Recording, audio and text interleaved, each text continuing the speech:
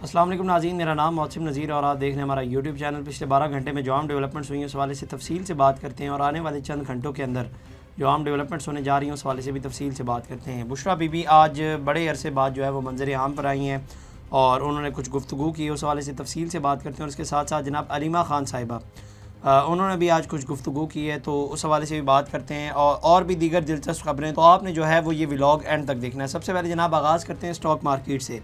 Stock market आज चूँकि आखिरी दिन था और आज क्लोजिंग होनी थी, तो आज फिर स्टॉक मार्केट ने जो है वो एक हाई लगाया और वो 1,08,000 पॉइंट्स का जो है वो स्टॉक मार्केट ने हाई लगाया। अब अगला जो संग मील है जिसकी जानिब स्टॉक मार्केट बढ़ रही है वो ये कहा जा रहा है कि जनाब 1,10,000 का है, लेकिन अभी तक स्टॉक मार्केट उस तक नहीं पहुँची और आने वाले 10 से 15 दिनों के अंदर स्टेट बैंक अपनी मॉनेटरी पॉलिसी भी देगी और उसके अंदर कहा यह जा रहा है कि इंटरेस्ट रेट जो है वो मज़ीद कम होंगे। तो बेहतरी आ रही है पाकिस्तान की मईशत में और उम्मीद है कि जब नई मॉनेटरी पॉलिसी आएगी तो उसके अंदर जो है वो मज़ीद इंटरेस्ट रेट कम होंगे, तो मईशत का पहिया जो है वो रवानगी के अंदर आ जाएगा। इसके बाद जनाब बुशरा बीबी के ऊपर आ जाते हैं और बुशरा बीबी के हवाले से थोड़ी सी बात कर लेते हैं। वो जब से ये एहतजाज ख़त्म हुआ है 24 तारीख से, उसके बाद से कहा जा रहा था कि जनाब 24, 25, 26 और 26 को ये कहा जा रहा था कि जनाब वो जो है अली अमीन गंडापुर के साथ प्रेस कॉन्फ्रेंस करेंगी, लेकिन उन्होंने जो है वो भी नहीं की। और उसके बाद आज तकरीबन 10 से 12 दिनों के बाद वो आई हैं मंजर आम पर, उन्होंने कुछ गुफ्तगू की है। बेसिकली बुशरा बीबी ने डी चौक धरने में जाबाग कारकुनों के लवाहिकीन में जो है वो 1 करोड़ रुपए की इमदादी चेक तकसीम कर दिए। बानी चेयरमैन PTI की एहलिया बुशरा बीबी ने 4 सदा के मुख्तसर दौरा किया और डी चौक में जाबाग होने वाले 2 शुहदा के लवाहिकीन से मुलाकात की। बुशरा बीबी ने PTI कारकुनों की कुर्बानियों को खिराज तहसीन पेश किया। तो वहाँ पर वो बेसिकली गई हुई थी उस दौरे के ऊपर और इस दौरे के दौरान जो है वो उन्होंने 1 करोड़ रुपए की जो है वो इमदाद भी की है और वो चेक तकसीम किए हैं। और उसके साथ साथ जो है वो 2 जो शुहदा हैं जिनका ताल्लुक 4 सदा से है उनके घरों पे भी गई है और उनको भी जो है वो तसल्ली दी। इसके बाद उन्होंने कहा कि मुझे समझ नहीं आ रहा था कि लोग झूठ क्यों बोल रहे थे। डी चौक पर रात 12:30 बजे मैं अपनी गाड़ी में अकेली थी, किसी को नहीं पता था कि मेरी गाड़ी कौन सी है। वो डी चौक ज़बरदस्ती खाली करा रहे थे। उन्होंने कहा कि खान के लिए निकलने वालों को कभी अकेला नहीं छोड़ सकती थी। मैं वहाँ से नहीं हटी थी क्योंकि खान ने हटने का नहीं कहा था। मैंने सबको कहा था कि मुझे अकेला नहीं छोड़ना। बुशरा बीबी ने कहा कि मैंने सिर्फ आपको बताना है कि मैं वहाँ अकेली थी, मुझे सब ने छोड़ दिया था। बहुत से लोग गवाह हैं, जो लोग रोड खाली करा रहे थे वो भी गवाह हैं। साबिक वज़ीर-ए-आज़म की एहलिया ने कहा कि जब मैं वहाँ से नहीं जा रही थी तो सीधी मेरी गाड़ी पर फायरिंग हुई, बाकी काफ़िला बाद में आया। उन्होंने कहा कि पठानों ने हमेशा गैरतमंदी का सबूत दिया है। बानी PTI ने कहा था कि शुहदा के घर जाना वर्कर्स बानी के नाम पर शहीद हुए हैं। इस मौके पर बुशरा बीबी ने ताजुद्दीन के वर्सा को 1 करोड़ रुपए का चेक भी दिया और ज़ायदाबाद में शुहदा ताजुद्दीन के नाम से गर्ल्स हाई स्कूल बनाने का ऐलान भी किया। अच्छा, इसके बाद जो है वो नून लीग वाले जो है वो ज़ाहिर बात इस बात के ऊपर तनकीद कर रहे थे, जो इन्होंने भागने वाली बात थी उसके ऊपर जो है वो मुस्लिम लीग नून वाले तनकीद भी कर रहे थे। और भी मैं बुशरा बीबी के हवाले से तो बात थोड़ी देर में करता हूँ, लेकिन पहले मैं ना मुस्लिम लीग नून के हवाले से बात कर लेते हैं थोड़ी सी। अब इस सब के बाद जो है मुस्लिम लीग नून वाले ये तनकीद कर रहे हैं कि ये भाग गई थी और इस तरह की जो है वो ज़ाहिर बात है तनकीद का निशाना बनाया जा रहा है। मतलब और कोई जर्नलिस्ट या और कोई साफ़ी जो है वो ये तनकीद करे तो हम मान भी लेते हैं, लेकिन मुस्लिम लीग नून वाले ये बात करें, मतलब आप लोग तो ये बात ना करें। मतलब आप लोगों का जो माजी का रिकॉर्ड है या आप लोगों की हिस्ट्री उठाकर देखी जाए तो आप लोगों की इतनी अच्छी हिस्ट्री नहीं है कि आप लोग जो है वो इस तरह की बातें कर सके। आप लोग खुद मतलब बीमारियों के नाम पर जो है वो मुल्क से रवाना होते थे और कई माह जो है वो वापस ही नहीं आते थे। तो ये एक ऐसी एक एग्जाम्पल नहीं, ऐसी बहुत सारी एग्जाम्पल्स हैं। मुशर्रफ का दौर आप उठाकर देख लें और उसके बाद जब ये नवाज शरीफ साहब बीमारी का इलाज करवाने के लिए गए थे वो दौर देख लें। मतलब और कोई बात करे तो समझ में भी आती है, लेकिन मुस्लिम लीग नून वाले ये बात करें जिनकी अपनी हिस्ट्री इतनी ख़राब है वो लोग ये बातें कर रहे हैं कि जनाब आप लोग जो है वो भाग जाते हैं। मतलब बात उसे करनी चाहिए जिसका अपना दामन साफ़ हो। मतलब जिसका अपना ही दामन ख़राब हो वो किसी और के ऊपर तनकीद करे या उसे गलत कहे, ये तो फिर गलत होगा ना। तो आप लोगों को मेरा ख्याल है कि इसके ऊपर तनकीद नहीं करनी चाहिए, आप लोगों को जो है वो इसको गलत भी नहीं कहना चाहिए, क्योंकि आप लोगों की खुद जो हिस्ट्री है वो कुछ ऐसी है और इससे ही कुछ मिलती जुलती है। इसके बाद जनाब अब बुशरा बीबी के ऊपर आ जाते हैं। मैं अक्सर कहता हूँ कि इतने टॉल क्लेम्स नहीं करने चाहिए। मतलब ये इंसानी फितरत है कि वो डर जाता है और ये डर इंसान के अंदर होता है। ये सारी बातें वो मैं एक वक्त के लिए सोच रहा था कि अली अमीन गंडापुर ने जब उस वक्त बातें की थी कि जनाब सर के ऊपर कफन बांध कर निकलें और हम डरते नहीं हैं और ये फ़ाइनल कॉल है, ये सब बातें होती हैं। इंसान की फितरत है और डर उसके अंदर होता है। जब आगे से गोली चल रही है तो वहाँ पर कोई खड़ा होकर सीना आगे नहीं करता कि मेरे सीने के ऊपर जो है वो गोली चला दें आप लोग। ठीक है, एक हद तक जो है वो कारकुन आपके साथ होता है, लेकिन डर इंसान के अंदर होता है। आखिर में भाग गए ना सारे, कहाँ गई फिर वो लीडरशिप? और ये जो बुशरा बीबी के हवाले से सारा कुछ कह रहे थे कि जनाब उनके जो मुंह पर हाथ रखकर उनको गाड़ी में बिठाया गया ज़बरदस्ती और उनको वहाँ से ले जाया गया, वो तो कह रही है कि जनाब मैं वहाँ पर अकेली थी।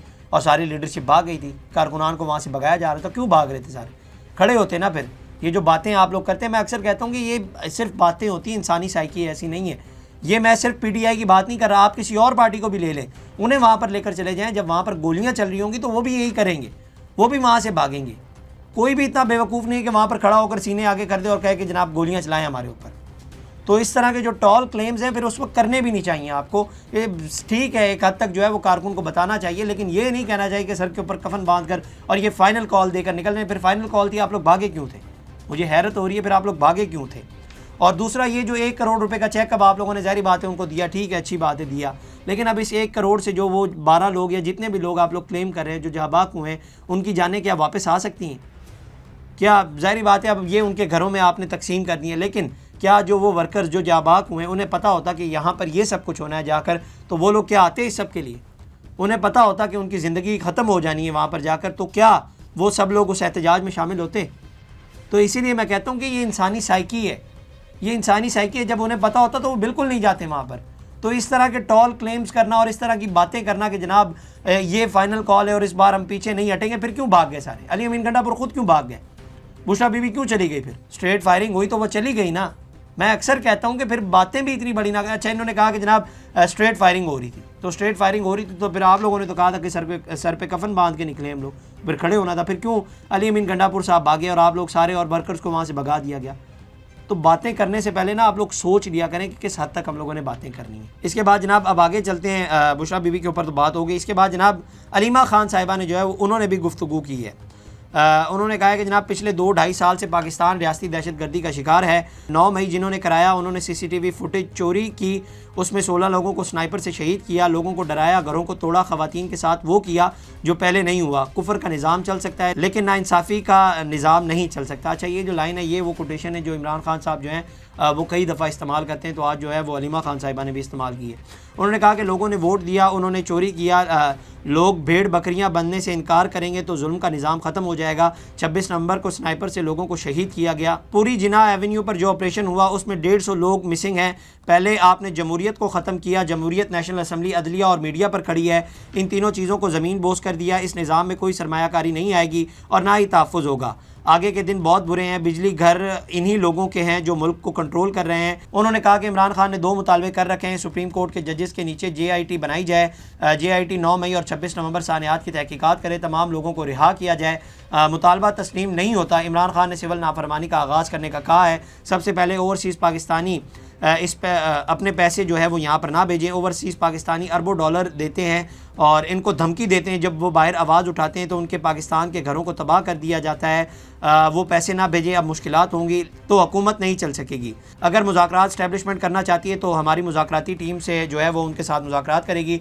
बहुत से लोग लापता हैं, जेलों में उनके वालिदैन पूछ रहे हैं। हम सियासी तौर पर नहीं, इंसानियत के तौर पर उनका पीछा कर रहे हैं। अलीमा खान ने कहा कि पहला मुश्किल वक्त आएगा तो मोहसिन नकवी समेत बाकी सब लोग जहाज़ पकड़ के मुल्क से फ़रार हो जाएंगे। अच्छा, ये वो सारी बातें कर रही हैं और इसके अंदर इन्होंने कहा कि जनाब वो सिविल नाफरमानी। अब इसके हवाले से जो है वो मैं गुज़िश्ता व्लॉग में आपको बड़ी तफसील से बता चुका हूँ। ठीक है, अब अलीमा खान साहिबा कह रही हैं कि जनाब वो लोग जो हैं वो बाहर से पैसे ना भेजें। ठीक है, आपकी बात मान लेते हैं, वो लोग आपकी बात मान लेते हैं और वो लोग जो हैं वो बाहर से पैसा नहीं भेजते, लेकिन अगला प्लान क्या है? ठीक है, वो अगला प्लान, आप लोगों का अगला प्लान क्या है फिर? अब वो जो लोग अपने घरों में या जिनके घरों की किचन चल रहे हैं यहाँ पर उनके पैसों से जो बाहर से बेचते हैं या जिनके बच्चों की फ़ीसेस वहाँ से पे की जाती हैं, जब वो पैसे आते हैं तो उनके घर कैसे चलेंगे? जिनको कोई बीमारियाँ हैं उनका इलाज होता है और उनके पैसे जो हैं वो बाहर से आते हैं, उनके कमाने वाले बाहर बैठे हुए, तो इनका इलाज कैसे होगा? आप इसके हवाले से भी जो है वो फिर बता दें। मैं अक्सर कहता हूँ कि ये आधा अधूरा एहतजाज आप लोग ना किया करें, आधी अधूरी जो है वो बात ना किया करें। मतलब आपने ठीक है कह दिया है, हमने मान लिया, ठीक है, ओवरसीज़ पाकिस्तानियों ने भी ये मान लिया कि वो लोग पैसे नहीं भेजते, लेकिन अगला लाहे अमल क्या है? आगे क्या करना है? फिर उन्होंने आगे भी तो कुछ बताया ना कि आगे आप लोगों ने क्या करना है। फिर बात वही आ जाती है, इन्होंने खुद भी एक बार क्लेम किया था कि डी चौक पर वो जो है वो एक मुकाम पर हम लोग जब पहुँचे तो वहाँ पर जो है वो कंटेनर से जो है वो कोई भी इंस्ट्रक्शंस नहीं आ रही थी। उसके बाद हमें समझ नहीं आ रही थी कि आगे क्या करना है। तो यहाँ पर भी यही सब कुछ हो रहा है कि यहाँ पर आपने ये क्लेम तो कर दिया है कि ओवरसीज़ पाकिस्तानी जो हैं वो डॉलर्स यहाँ पर ना भेजें। ठीक है, वो डॉलर्स नहीं बेचते, तो अगला लाहे अमल क्या होगा? आगे क्या प्लान करना है आप लोगों ने? और उसके बाद एक और चीज़ जो ये बहुत सारी आजकल जो है वो ये बाइकआउट का सिलसिला चला हुआ है अस्करी प्रोडक्ट्स के हवाले से। ठीक है, आप लोगों का एहतजाज करने का हक है, आप लोग करें, मैं इस बात से नहीं रोकता, तो फिर ये जो सारे DHA में आप लोगों के घर हैं, फिर तो सबसे पहले आप लोगों को जो है वो इनको खाली करना चाहिए। जिन जिन लोगों के भी DHA के अंदर घर हैं, जिनका ताल्लुक पाकिस्तान तहरीक इंसाफ से या वो पाकिस्तान तहरीक इंसाफ के रहनुमा हैं, तो उनको कहें कि वो घर छोड़ें। आरिफ अलवी समेत दीगर जितने भी लोग हैं उन सब से कहेंगे जनाब ये अपने जो हैं वो आप लोग सारे अपने अपने घर जो हैं वो खाली करें। आप लोगों के पास रिकॉर्ड तो होगा ना, ज़ाहिर बात है रिकॉर्ड तो आप लोगों के पास होगा अपने अपने हल्के का, तो आप लोग जो हैं वो ये सारे घर बेचें। ये घर भी उन्होंने ही दिए हैं, ये आप लोगों ने उनसे ही लिए हैं, तो ये घर भी बेचे ना। ये छोटी छोटी चीज़ों से कुछ नहीं होगा। ये कॉर्नफ्लेक्स नहीं खाने आप लोगों ने, इसका बाइकआउट करना है, पेट्रोल नहीं डलवाना, ये सब कुछ नहीं करना, इनसे सब कुछ नहीं होगा। आप लोग बड़ा काम करें, DHA के सारे घर बेच दें। आप लोग लाहौर में दूसरे मुकामात के अंदर शिफ्ट हो, जॉर्ज टाउन के अंदर शिफ्ट हो, अंदरून लाहौर के अंदर शिफ्ट हो, वहाँ पर तो आपको घर भी सस्ते मिलेंगे। गुलबर्ग के अंदर शिफ्ट हो, आप लोग को घर बेच दें, वहाँ से निकलें, कहें कि जनाब हम लोग जो है वो बाइकआउट कर रहे हैं, तो बाइकआउट करके निकलें यहाँ से और यहाँ पर आकर घर लें। यहाँ पर तो सस्ते मिल जाएंगे आप लोगों को। तो बाइकआउट करना है तो फिर इस तरह से करें ना। और ये जो आप लोगों ने बैंकिंग के हवाले से बात कर लेते हैं, अस्करी बैंक से आप लोग अपने अकाउंट हटाएं और जितने शेयर होल्डर्स हैं जिनके यहाँ पर शेयर्स हैं उनको कहें कि वो अपने शेयर्स हटाएं यहाँ से और वो छोड़ दें। स्टॉक मार्केट के अंदर जो है वो पॉजिटिविटी नज़र आ रही है, वो तो मार्केट क्रैश हुई नहीं है। अगर स्टॉक निकलते या स्टॉक जो है वो ज़ाहिर बात है रोक लिए जाते तो वहाँ से तो फ़ायदा लिया जा रहा है। इनको कहें ना ये बड़े बड़े काम करें, ये DHA के घर दें, स्टॉक मार्केट के शेयर्स बेचें, ये सब कुछ करें। नहीं कर सकते आप, ये बातें होती हैं, ये सारी रंगबाजी होती है। रंगबाजी करने के लिए आप लोग सब कुछ कह सकते हैं और ये सारी बातें होती हैं, ये करते हैं ये करते हैं, करें ना फिर बड़े काम करें। ये छोटी छोटी चीज़ों से कुछ नहीं होगा, बड़े बड़े बाइकआउट करें। मैं अक्सर कहता हूँ कि जो बाहर बैठे हुए ना वो जिस तरह से आप लोगों को चला देते हैं ना उस तरह से ना चला करें। उनको कहें ना, उनको कहें कि हलफ उठा के कहें हमने जो एस्टेब्लिशमेंट से पैसे लिए उस पर आकर एक तो वो वापस करें और उनसे फिर माफ़ी मांगे कौम से, और अब फिर कहें कि हम लोग बाइकआउट कर रहे हैं।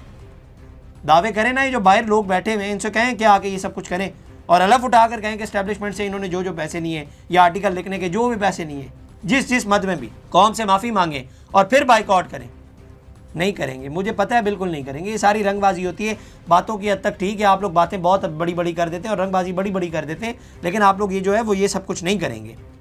इसके बाद जनाब आगे चलते हैं तो आगे अंसार अब्बासी साहब ने एक और ख़बर दी है जनाब।